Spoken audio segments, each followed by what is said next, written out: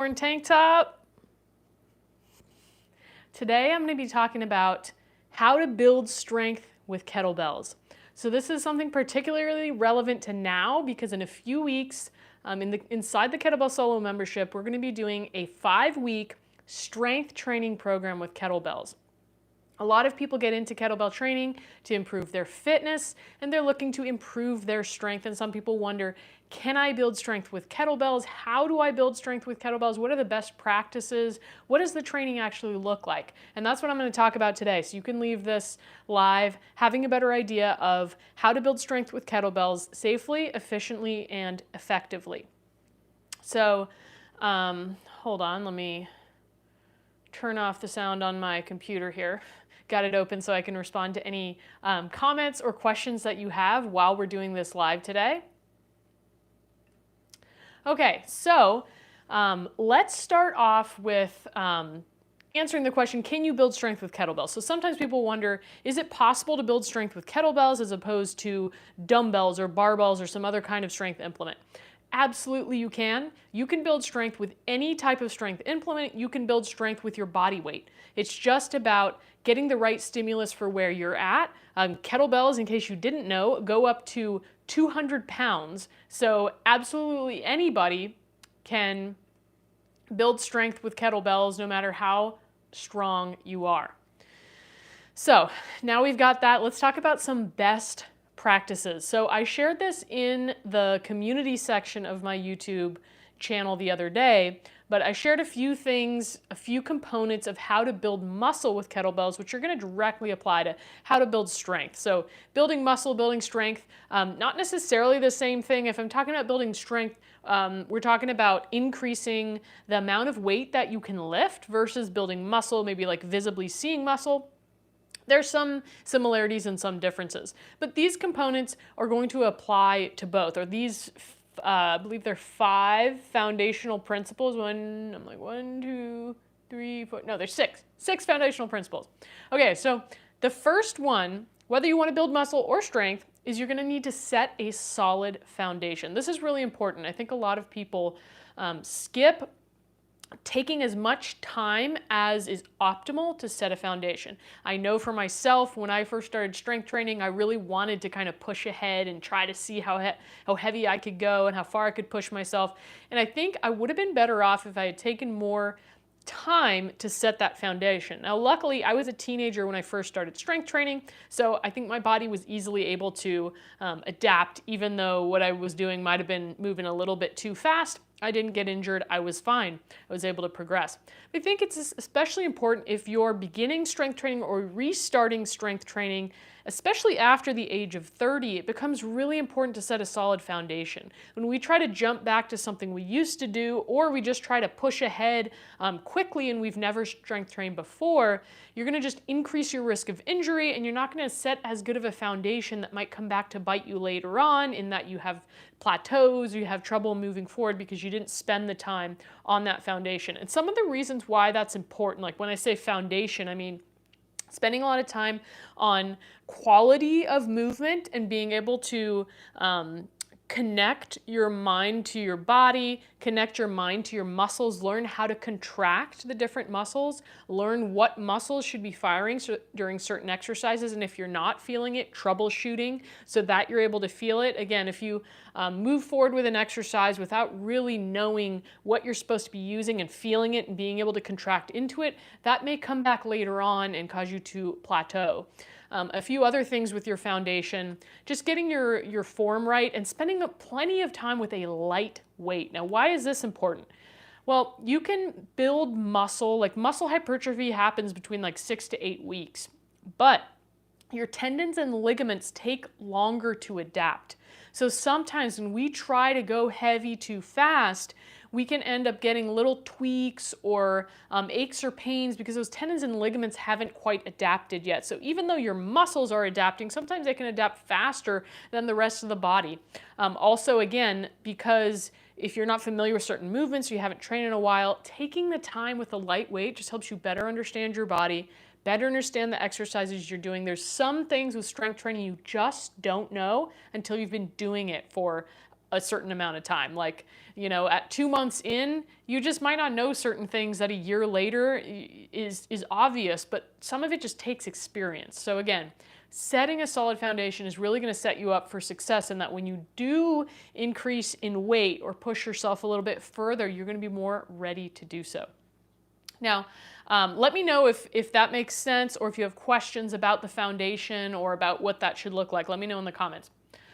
Second of all, one of the most important keys to building strength and muscle with kettlebells is going to be consistency. So this is something I talk about a lot because I feel like one of the most common mistakes that people make in training, not just with kettlebells, but just when they start a fitness routine, is doing a routine that is unsustainable. And what I mean by that is maybe you could keep it up for 4 weeks, 6 weeks, 8 weeks, but after that, it just is like too exhausting to keep going, or you get burned out, you get sick, you get injured.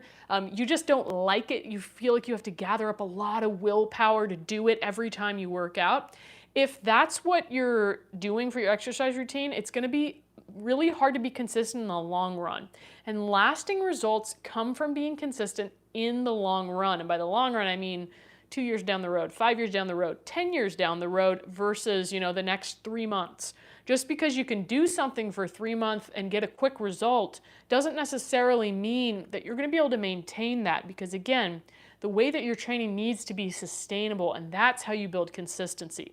I would recommend even just 1 or 2 days a week of a solid strength training program, if that's something you can maintain long term, over 3 days a week, 5 days a week, 7 days a week. More isn't necessarily better, especially again, if it's unsustainable. So it's the consistency over time that's most important. It's more important than how many days per week you work out. And that consistency is what's going to help you with that foundation and help you progress in a way that's safe, efficient, and effective. I see Tad left a comment here. Love kettlebells. I've been using them for quite some time, seeing amazing results. Tad, I'd love to hear what results you're noticing from kettlebell training and how you're using your kettlebells. Let me know in the comments. Okay, the third key to building strength and muscle with kettlebells is prioritizing recovery. And this goes hand in hand with that consistency. Again, if something is unsustainable, meaning you're not recovering well enough for the next workout, highly unlikely you're going to be able to be consistent over time. And your results are only as good as your recovery. This is something it's taken me a long time to learn. I'm still learning it. If you're somebody who loves to work out, it's easy to want to work out every day, to push yourself every day. And, oh, I'm sore, feels great, let's keep going. Unfortunately, this is unsustainable. Take it from me, I used to do that for years, and I got to a place where I got burned out, I started gaining weight, I started losing strength and fitness. You can push yourself to a point of burnout where you go too far. So you have to find that happy medium. You have to find the place where you're able to recover for your next workouts. Ideally, you're not really sore when you do your next workout, or maybe just a little bit sore. Ideally, you're not sore at all. You feel pretty fresh. You have energy going into it. A good indicator that you're not prioritizing your recovery is you're dragging, you don't feel like working out, you feel tired or sore going into your next workout, and it's hard to motivate yourself to do it. If you're recovered, you're feeling pretty energized, you're excited for your workout, there's no lingering tweaks, aches, or pain, you're not feeling uncertain about whether you should work out. So prioritizing recovery is so key, and you're going to get much better results. Again, in my experience, I used to overtrain many years. I would train 2 to 3 hours a day, 6 days a week, being a trainer and doing all these different styles of training. I didn't look as fit as you would expect for how much I was working out because my body was inflamed from too much stress and exercise. So again, that's extreme end of things, but each person is different depending on your stress load. And your stress load, your emotional, psychological, what you have going on with work, with family, all these things affect your stress load, and you want to keep those in mind when you decide how much recovery you need. And how much recovery you need and how frequently you can work out may vary depending on your season of life and what you have going on. If you have a really busy month, maybe you just check the box and do 1 or 2 workouts a week and you don't worry about it because you've got other stressors and things on your mind. If you've got a lot of free time coming up in the next few months, maybe that's a time to really gear in and do a few more workouts per week. But I think keeping that in mind so that you can optimize your recovery is going to be key. Some of the other points I'm going to make are also going to touch on other aspects of recovery with regards to nutrition, sleep, hydration, etc.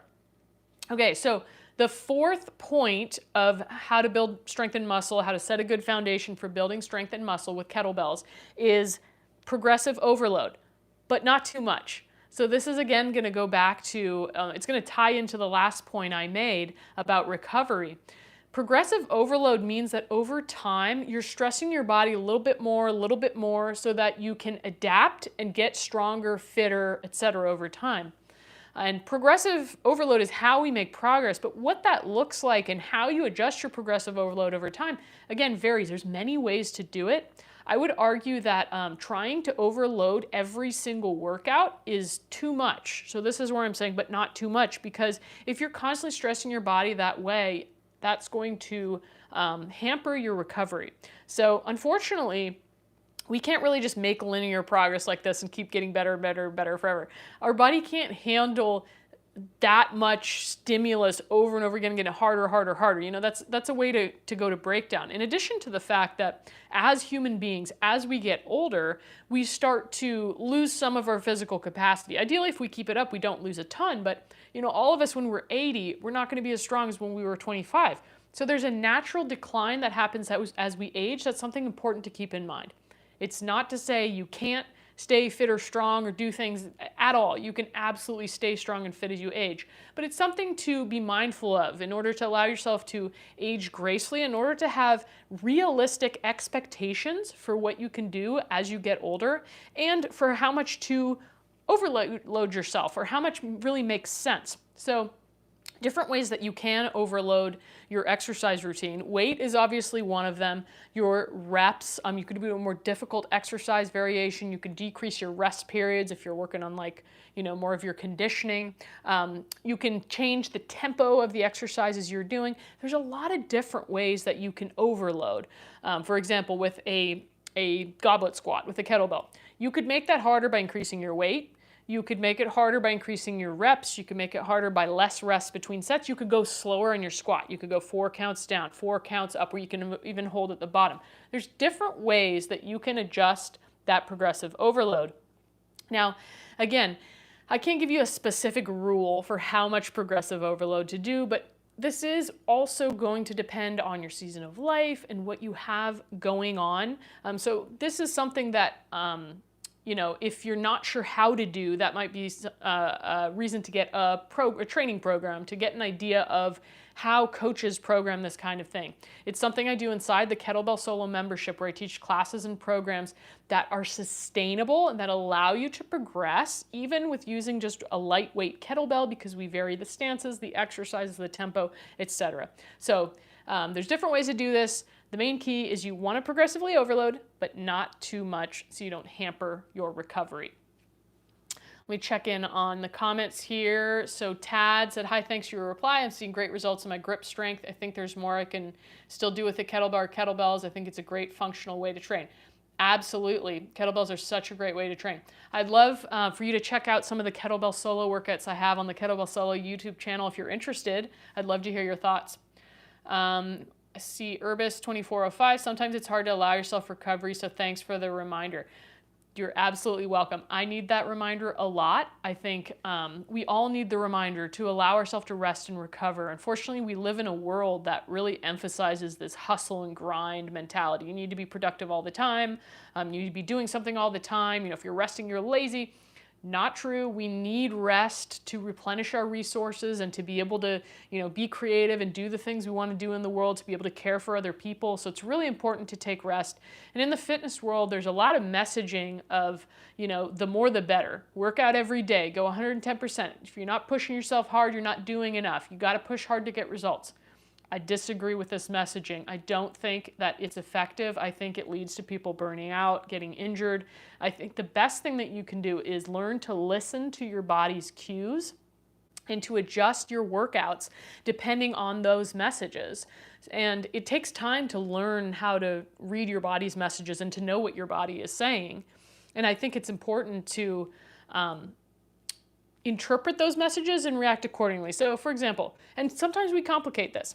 If you're tired, you're feeling exhausted, you have a workout on the docket, what should you do? Should you push through to do the workout, or should you rest? Well, kind of the obvious signal is that your body is saying, I'm exhausted. which would tell you rest. But then there's these other messages you've heard about, like, well, no days off. And if I don't stay consistent with this program, I'm not going to get results. I got to do it anyway. Push through it, push through it. Well, you could do either one, but in my opinion, the latter is forcing your body. And when you force in any relationship, be it with your body, be it with another person, it usually leads to a breach in trust. So it's not ideal to force your body to do things that it doesn't want to do. The simplest thing that's happening is your body saying, I'm tired. What if you could just listen to that signal and rest? There's always another day later on that you could work out. And as I mentioned, recovery is the key to results. So if you're not recovering, but you're pushing another workout, guess what? You just set yourself back even more in your recovery, and that's not really getting you anywhere with regards to results. So sometimes the most productive thing that we can do is rest. Nasser said, totally informative, thanks. You're welcome. Thank you for watching. Tad said, I personally love the Turkish get-ups. When I first strolled, I couldn't do one. It's a great functional exercise, especially if you're someone stuck on a mat like grappling or wrestling. Yeah, Turkish get-ups are good exercise. I don't train them very often, but I used to do them. If you like them, I say awesome. Irba said, no fitness boot camp for me. I'm not sure what that means, but I used to teach a lot of boot camps. I don't like boot camp style anymore, not for myself. I don't like teaching it to people. I think more of a slow and steady approach with strength training is the best bang for your buck that I've found. That's going to give you benefits and results and strength and fitness without overstressing your body.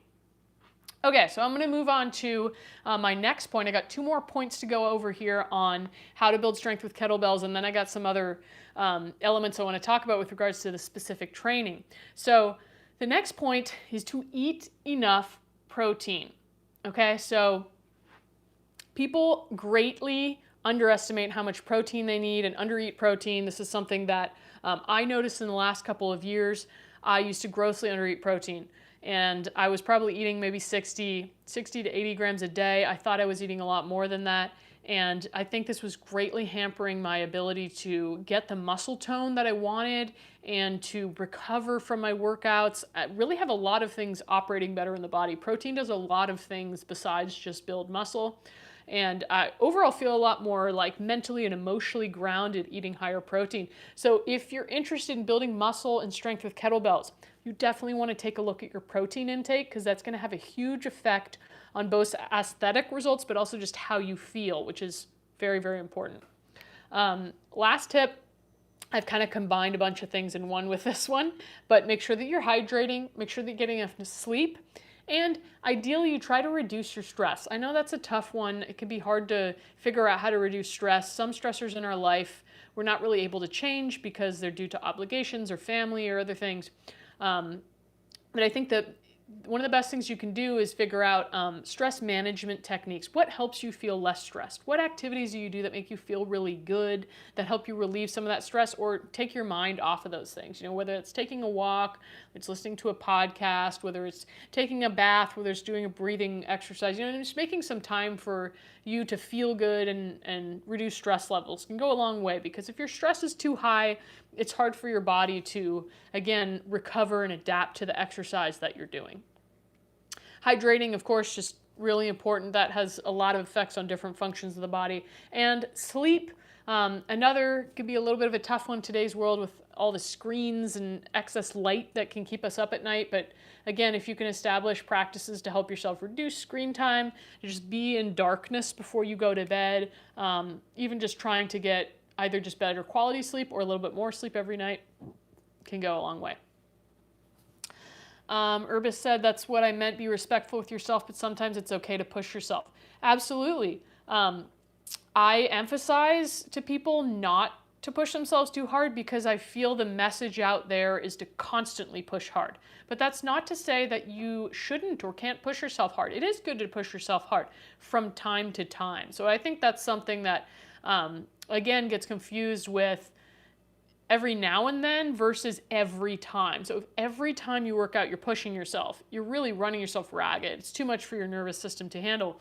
But if here and there you're pushing yourself and challenging yourself, that's great. That is what you want to do every now and again to push it.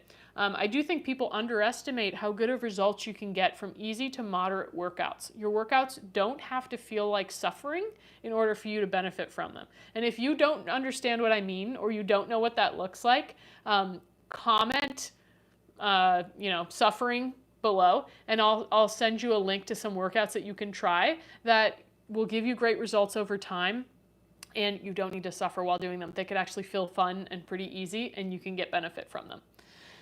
Okay, so let's move on now. We talked about those 6 keys of building muscle and strength with kettlebells, and now I want to talk a little bit about when it comes to the actual training. What does that look like if you're trying to build strength, specifically if you're trying to build strength with kettlebells, like you're trying to increase the amount of weight that you can lift with kettlebells. And as I mentioned, this should be done after you've set a solid foundation of your strength and fitness level, because starting to increase the weight is something that's best done when your body's prepared to do so and you've had time to let your muscles, tendons, ligaments adapt, you focused on quality, you have good mind-muscle connection.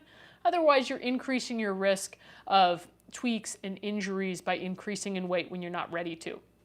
But when you are ready to start increasing your strength, here are some things to keep in mind about strength training. And strength training is often used as a general term because everyone's strength level varies. But again, I just want to clarify, I'm talking about when you're trying to increase the amount of weight that you're lifting when you're doing your kettlebell training. So first of all, when you're working to increase strength, generally you're going to be doing lower reps and heavier weight, for the obvious reason of if it's heavier, you're not going to be able to do as many. So if you're able to do 10 to 12 reps with a particular weight, you're not working on increasing your maximal strength. Generally, you're going to be in a lower range, from 1 to 5 or 6 reps. If you're doing a 1 rep max, that's something a little bit different. That's something that carries a greater risk because you're pushing yourself closer and closer to your max. So it's something that I wouldn't necessarily recommend for most people. If it's something you really want to do, you can do that. But generally, I think sticking between 2 to 6 rep range is a great way to build strength. And because you are using a heavier weight, which is more taxing on the nervous system, even though you're doing lower reps, it's more taxing because there's more load that your body isn't accustomed to. You're going to want to take longer rest periods between sets, but also potentially between workouts. As I mentioned, strength training with heavier loads is more taxing on your nervous system. So I don't know if you've ever woken up the day after a tough workout or the day after a really emotionally draining day or event, and you've just felt your nervous system is kind of depressed, you feel tired in a way that's not just your muscles are sore, but just your whole energy level is just down lower. I don't really know any better way to describe it, but that's often because your nervous system is in recovery mode. Your nervous system has been kind of suppressed and tired out.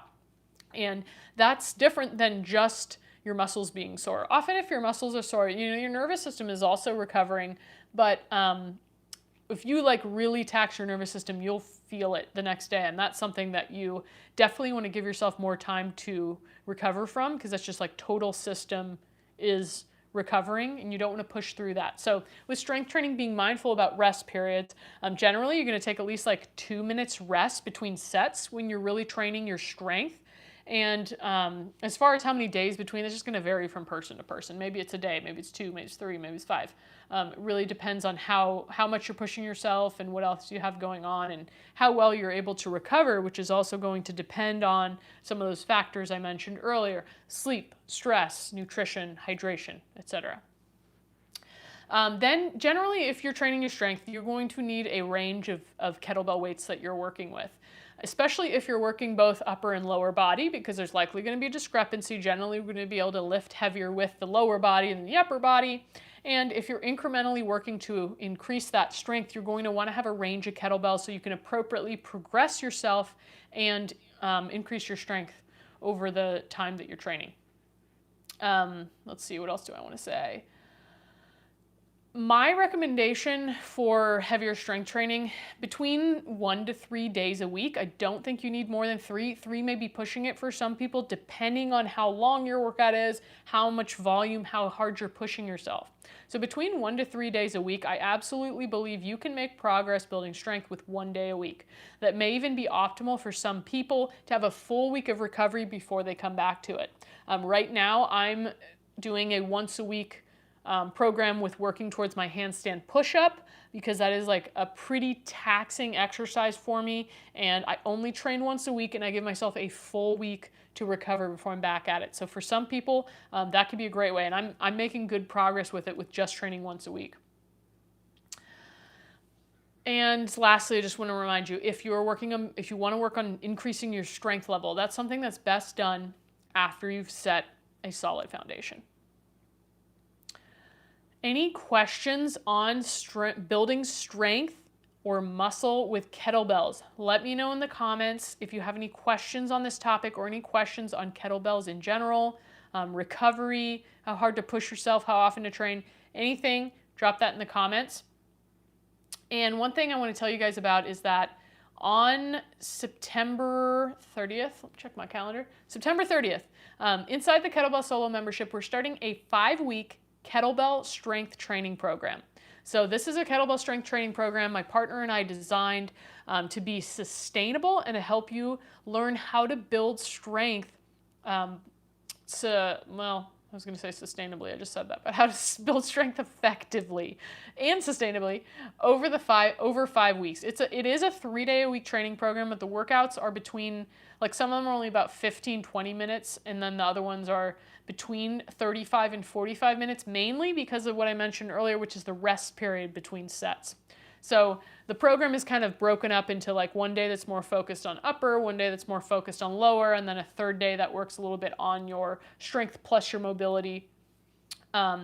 So we're starting that together on September 30th, but it's already up and available. If you want to check it out, let me know, comment strength program below, and I will send you the link to check it out. You can also join the Kettlebell Solo membership at kettlebellsolo.com. You can get 7-day free trial to the membership, so you can test out the first week of the program and see if you like it. Try before you buy. Let's see. Tad said most gym kettlebell weights only go up to 20 kg. Well, depending on the exercises you're doing, you can absolutely make progress up to that. And it depends on where you are at, okay? If you're a beginner, you may not need anything heavier than a 20 kg. For some exercises like deadlifts, if you're already a bit trained, it may be light, but I think you could still make progress. Particularly what we do in Kettlebell Solos, we use certain exercises that are challenging regardless of weight. You don't need as heavy of weight to be training your strength. We use different stances and different exercises than are used in most conventional kettlebell training programs. So you could absolutely make progress and increase your strength with just a 20 kg kettlebell.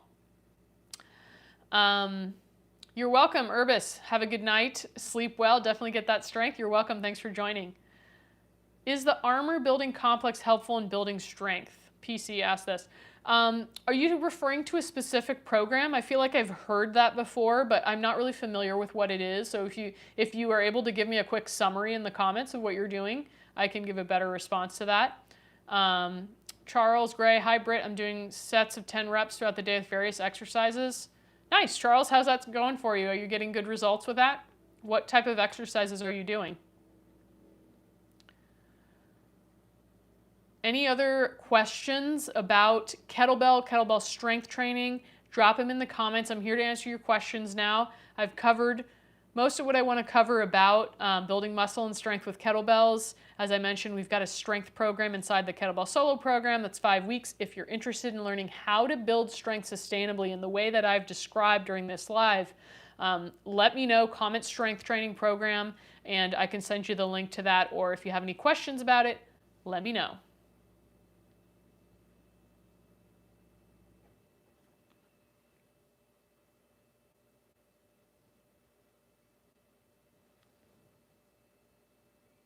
As far as the strength training program goes, as I mentioned, it's 3 days a week. It's essentially self-paced, but it is a follow-along program. So you follow along with me in each of the classes, and I guide you a little bit. There's information on what kettlebells to use, how to adjust your weights.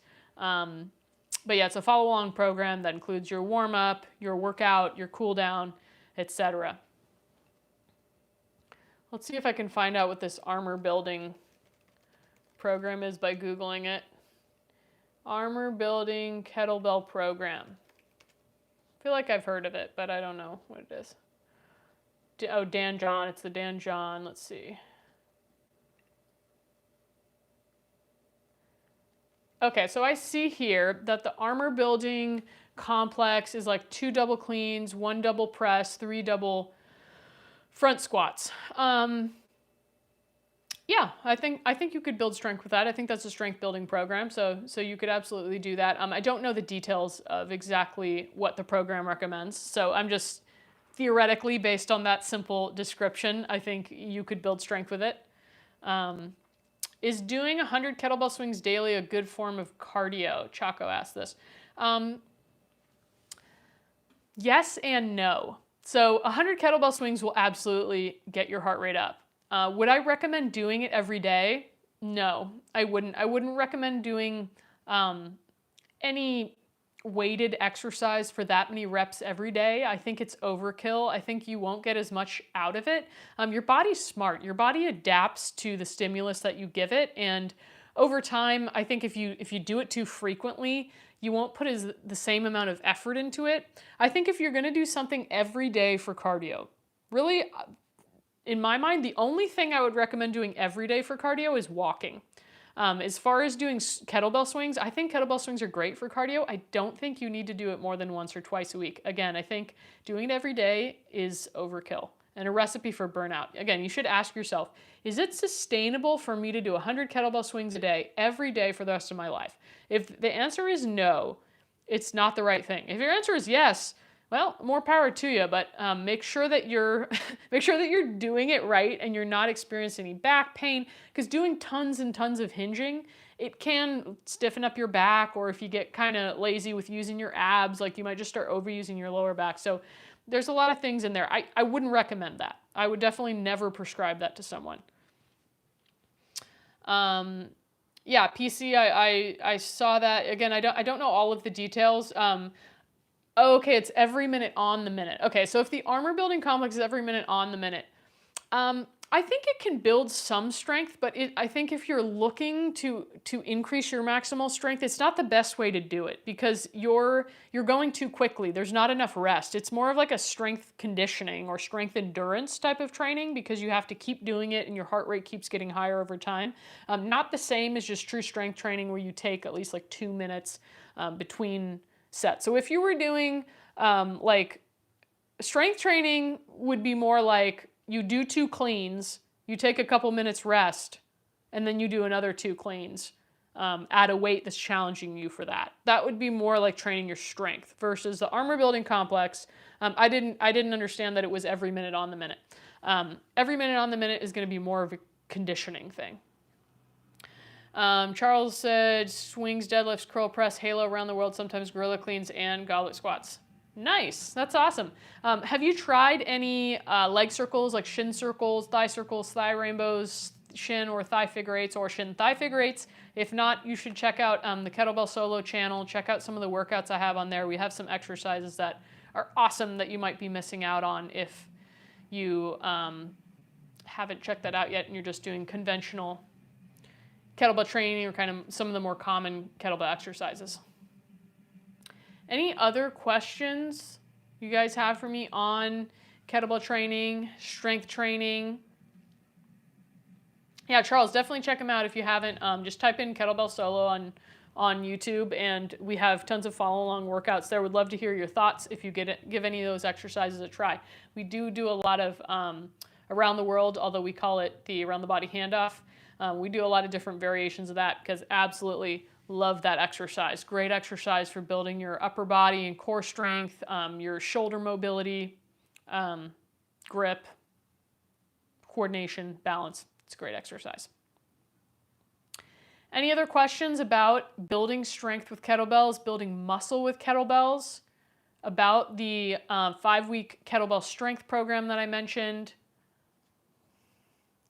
You're welcome. And PC, that's not to say it's not a good program or something. It's just not specifically building maximal strength, but it's a good program to just generally, you are building some strength, of course, and you're building your conditioning as well.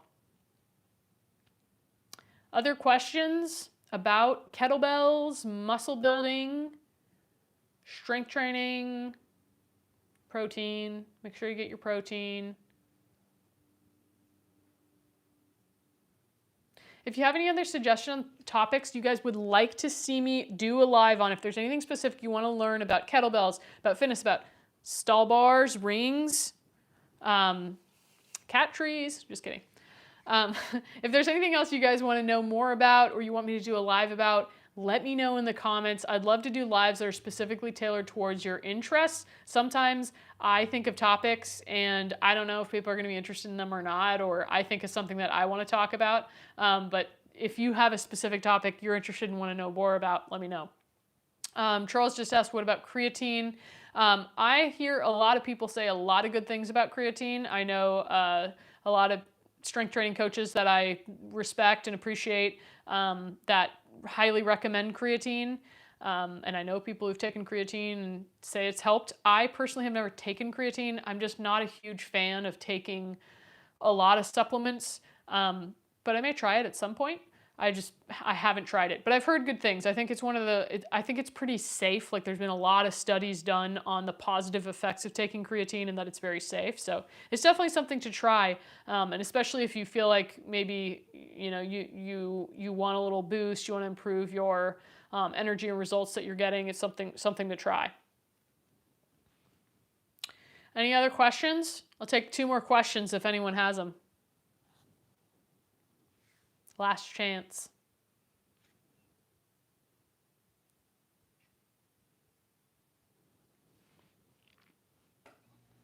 You're welcome. Yeah. Let me know how it goes. Let me know if you notice a difference.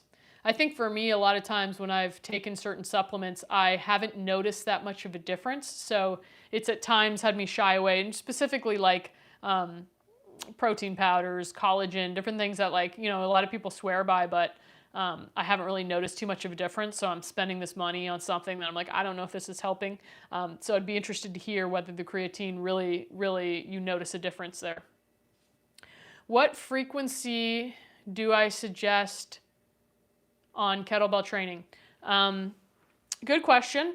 So I suggest, it depends on a few things. It depends on how often do you like to work out. If you like to work out, say, every day, you can do that. You just minimize how long or intense your workout is. So for example, I teach classes called Kettlebell Quickies inside the Kettlebell Solo membership. They're 5 to 10 minutes long. There are some that are a little more difficult, but overall, they're not very difficult, and because they're so short, they just can't be like super taxing. Those you could do every single day. So if you really like working out every day, you could work out 7 days a week if you're able to recover from it. Generally, I would recommend 1 to 3 days a week. If you're doing a workout that's like 30 to 60 minutes long and it's challenging you, 1 to 3 days a week is going to be plenty for like your strength training. Now, you could absolutely do other active things on other days. I really believe in train to live, don't live to train. I used to live to train, and I feel like it was unhealthy for me. It was a coping mechanism for other problems in my life. So I think it's important to train to live, and that means do the appropriate amount of strength training and exercise that helps you, and then let that support other activities you do in your life, whether it's taking a walk, going on a hike, playing a sport that you enjoy. So I generally recommend between 1 to 3 days a week. But again, there are some people that really like working out 5, 6, 7 days a week. You can do it. Just scale back your intensity and your volume so that it's easy enough for you to recover from.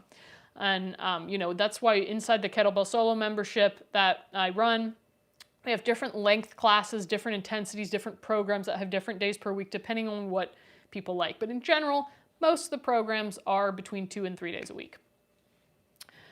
Thanks. I'm looking beautiful. Thanks. I just worked out. Want to go out to eat something? No, I don't know you. And no. PC, how to divide protein intake throughout the day? 2 times a day is good enough. Good question. So it depends. again, everybody does, there's different things that can work for your nutrition. I think it's very difficult to eat enough protein in just 2 meals a day. I'm just saying that from experience. I'm not a dietitian. I don't have a specific recommendation. I can just talk about my own experience, which is that when I used to kind of do a lot of intermittent fasting and only eat twice a day, first of all, I think it was too taxing for my body. Fasting is not great for females, especially active females. And it was so difficult to eat enough calories in 2 meals because I would just feel too full, that I think it's not optimal unless you're able to eat a ton of protein in one sitting. But for me, it works best to spread out with 3 meals and maybe like 1 or 2 snacks. That helps me to get enough protein. I generally aim for about 1 gram per pound body weight. For me, the amount I actually eat is going to range between 120 to like 170 grams of protein per day. 170 is not often. It's usually more in the range of 130 to 150. So that's generally what I aim for. And so that means I'm eating, between 30 to 50 grams of protein per meal, and then again with like 1 or 2 snacks, depending on what I need. Good question. Any other questions? Obviously, nutrition is one that's going to vary from person to person, and what's going to work for one person might not work for another. But in general, if you're trying to build muscle, if you're trying to increase your protein intake, it's going to be a lot easier with 3 regular meals. 2 meals is going to be just a lot more difficult to get enough protein in. Any other questions? I think that was 2 more questions, but if you have any other questions, drop them below. I can answer them in the comments. Thank you guys for joining me today. Let me know what you want to see on the next live, and have a wonderful rest of your week.